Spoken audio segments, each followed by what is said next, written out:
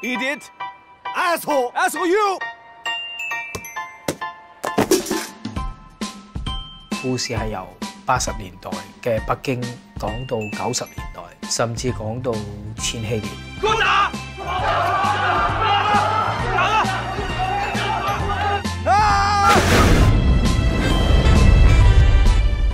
我們將改變世界。I've always loved you。主要係講緊3個好朋友嘅成長，受到名利嘅考驗。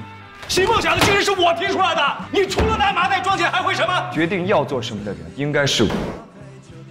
喺每個唔同嘅地方發生，其實感受好 universal， 情感嘅流露，同我以前拍甜蜜蜜嗰種大時代背景嘅香港故事其實好相似。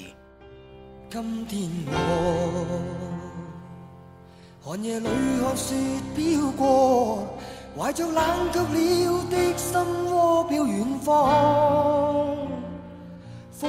不嬲都中意用一啲大家好有共鳴嘅舊歌，咁裏邊有一隻最令我有感覺就係《海闊天空》，一隻廣東歌喺90年代曾經幾大力咁影響到一批年輕人。